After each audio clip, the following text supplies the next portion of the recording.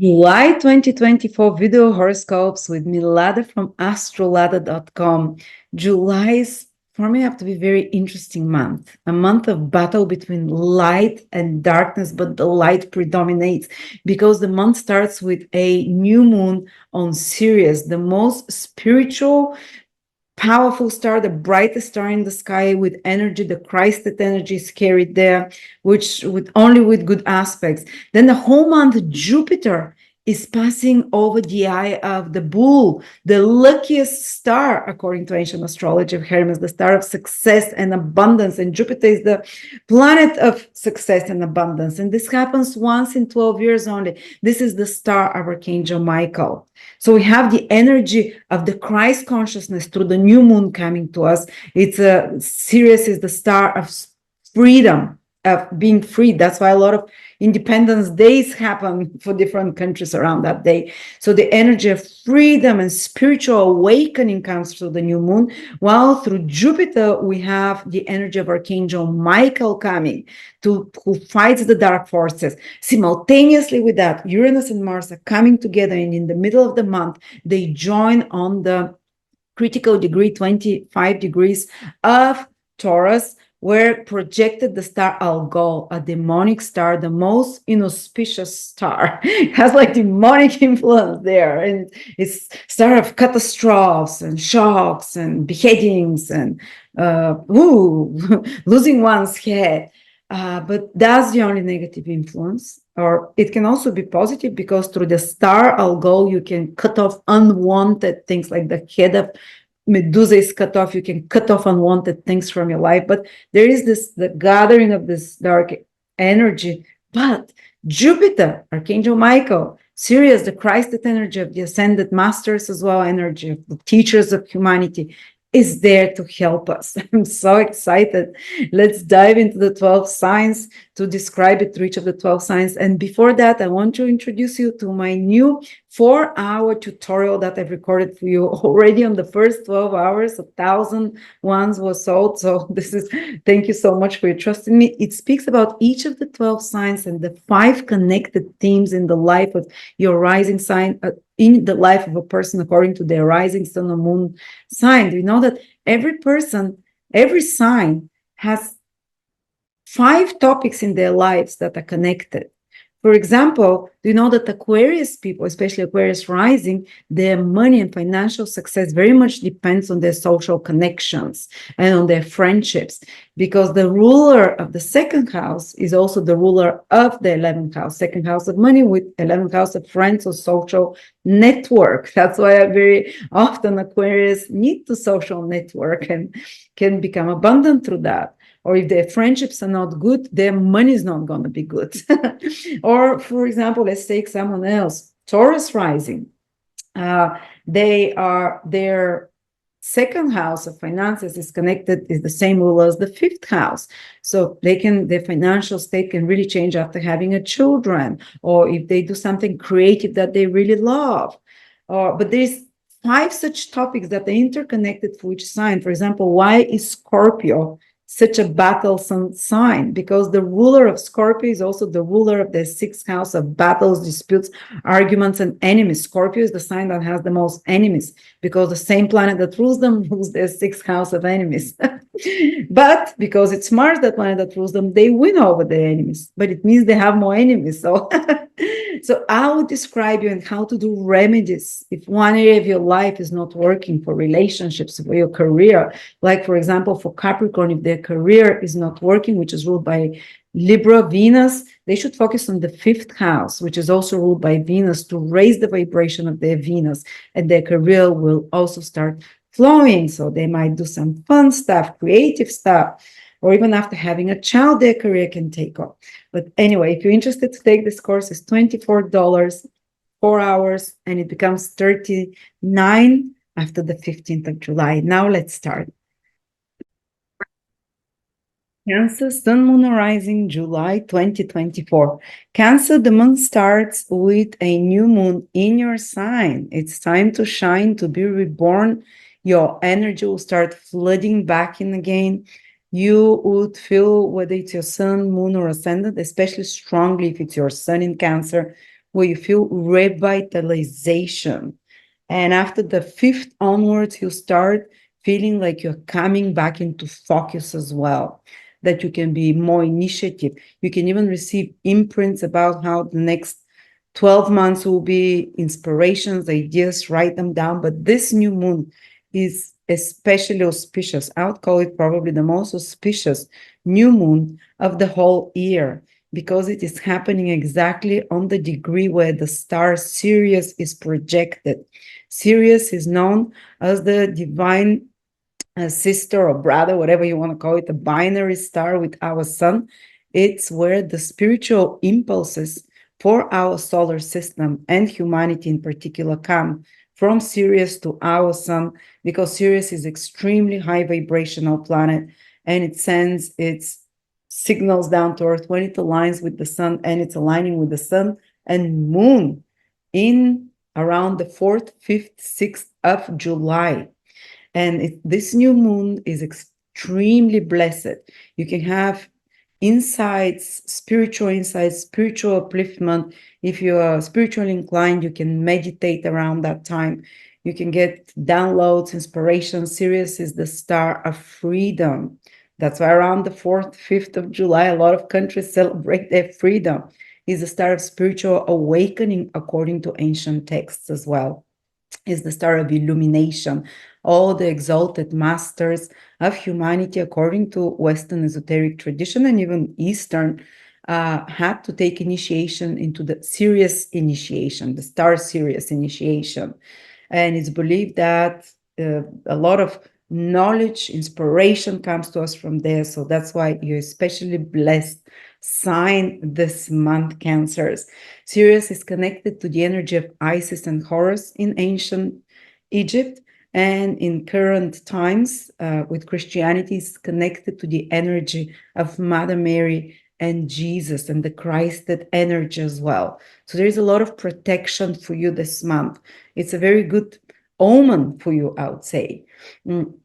Whether this inspiration, this liberation of some sort will come, you'll get an idea to start something. So I think it's extremely positive month for you to initiate new beginnings after the new moon, after the 5th, 6th, when the moon becomes visible, or at least to receive the inspiration, what direction you have to go into, and to start new beginnings, or even to renew your health or direction in life, clarity about who you are, aligned to the energy of Christ and aligned to the energy of the Virgin Mary, or whatever religion you are. There must be some correspondence there, or just the energy of Sirius. And Sirius is also known as the dog star, guardian, the guardian star. There is protection there for you.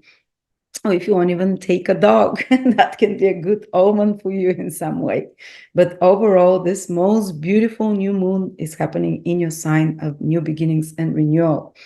At the same time, the whole month, especially the first 15 days, Jupiter, the planet of luck and abundance, is passing right in the sector of the sky known as the bull's eye. You can see it here. It's upside down, but it's there pretty much the whole month around the bullseye. The star Aldebaran is known as the most blessed star. Just like Sirius is the most spiritual and liberating star, where you download information that can free you. Aldebaran can open for you opportunities for abundance, because the bull's eye and Jupiter is abundance. Aldebaran is star of wealth and luck. But it's all happening in your 12th house. So it might be more of spiritual, again, spiritual, 12th house, the spiritual luck that comes, or insights into your subconscious that is empowering you in some way. Or it can even be an opening this month for something to do with foreign countries for you. 12th house rules faraway places, or connecting with the invisible world, so connecting with unknown places, maybe an opportunity to travel or live abroad, maybe an opportunity for some spiritual activities like a retreat or a holiday in a faraway place that can even bring a lot of growth for you, because Jupiter passes over the eye of the bull once in 12 years and is the most auspicious star according to ancient texts. So use that through your 12th house. Maybe you can have a prophetic dream, the 12th house. Maybe your intuition can increase, that can show you how to be more abundant, more lucky. Maybe it can unlock some of your past lives. 12th house, knowledge towards the past lives. 12th houses, past lifetimes. So locked memories or locked knowing from past lifetimes, which can be a mission that you can start completing, that is connected to past lifetimes as well. But it can be very auspicious if you're doing anything abroad, long-term investments, but abroad as well, or if you're investing in spiritual actions, or if you're anyone who is connected to 12th house careers or activities, if you're psychic, medium, psychologist, if you're working with the subconscious, if you're working with the archetypes, if you're creative, imaginative person, it can be like a downpouring of the abundance of Aldebaran, of creative impulses, imaginative impressions, intuitive understandings and realizations as well. Maybe spending time alone in meditation or in nature can be extremely insightful. The bullseye sees the truth. And Jupiter is the planet of truth that will align you to high vibration and abundance and luck in some way. So yeah, those of you interested in those topics or in such careers or careers that are about helping those in need, spiritual fields, artistic fields, more creative fields, can feel very abundant this month. Then around the middle of the month, we have a little bit more difficult combination. Uranus and Mars still here on the picture. They're not fully together, but within 10 days later from this, they join together in your 11th house. Now, they join together on a more difficult start. They join together close to the Pleiades, the Crying Sisters, and align very closely to, you can't see it here, but with the star Algol, which is more on the darker side. Now we have two light, Archangel Michael star Aldebaran, that's activated this month. Sirius, which is strongly protecting you this month in your sign, the Sirius new moon. But we have also the darker forces, Algol, which is meeting in your 11th house. So you have to be a bit more careful in your social contacts, in your relationships. 11th house is socializing house. Around the middle of the month, let's say 13th, 14th, 15th, 16th, around that time. But again, I think you're very protected because of the new moon in Sirius. It also means that Uranus and Mars, and not to lose your head, because Algol is also known as Medusa's head. It was cut off, so it means to lose your head when it comes to 11th house matters with friends, with all the siblings in your social circle, or about social matters, something, if something happens in the world and it kind of really frustrates you and makes you act out. But also it can be seen in a positive way as well.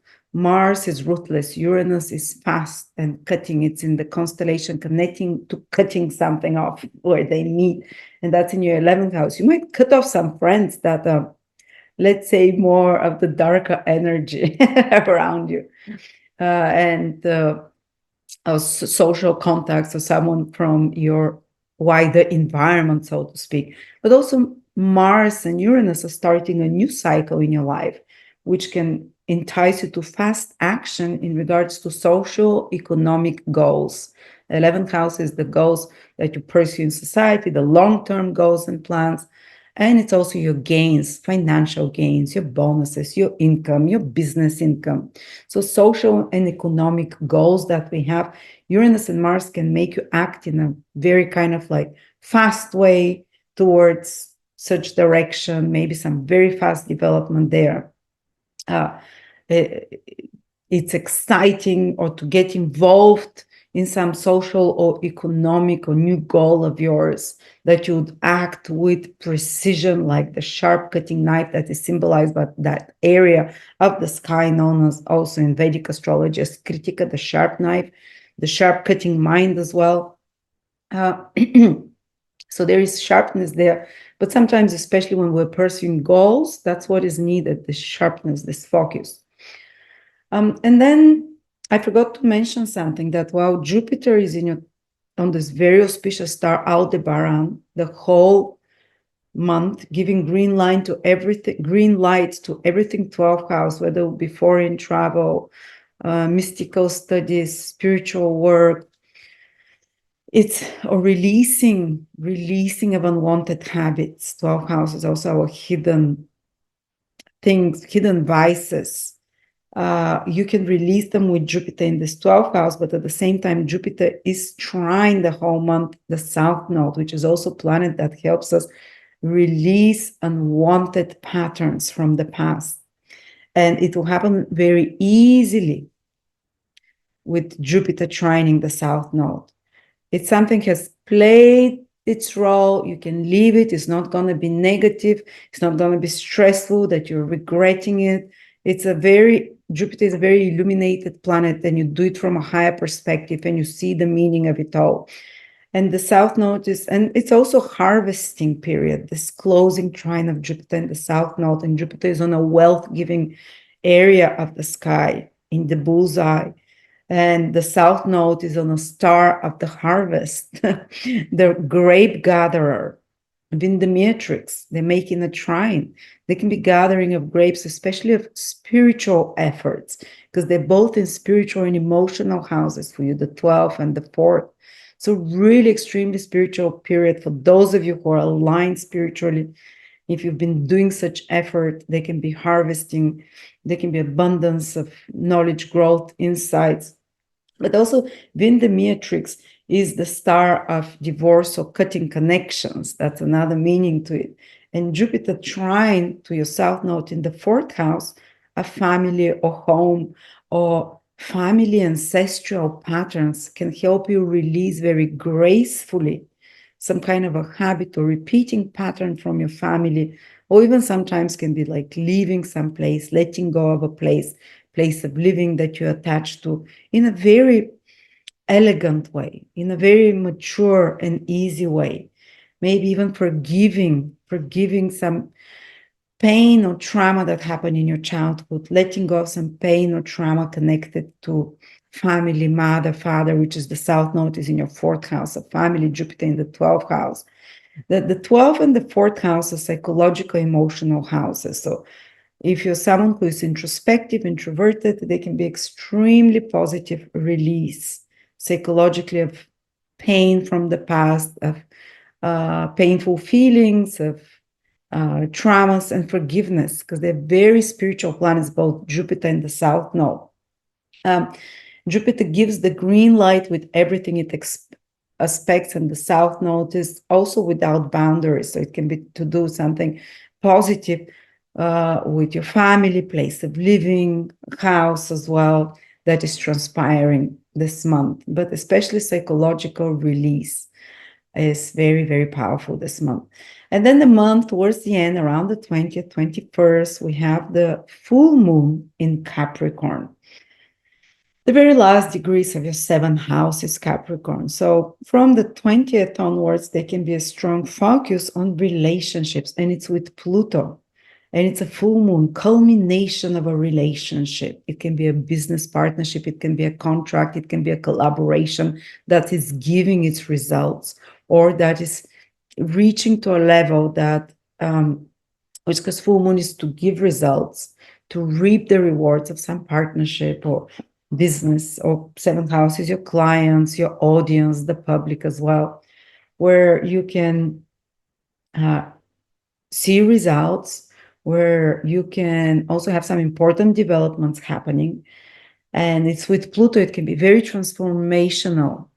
But full moons are also about something reaching the fullest potential and then starting to get smaller after that, or it's given its potential, so now you can release it. Full moons can be about releasing something connected to your relationships.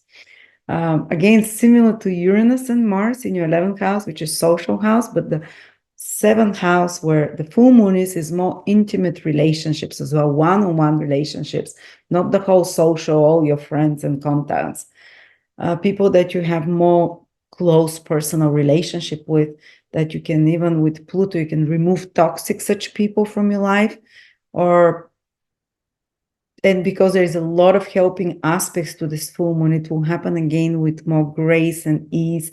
Of course, there can be some kind of a crisis with others around this full moon, that others are triggering you or pushing your buttons. That's again to show you the right path and direction.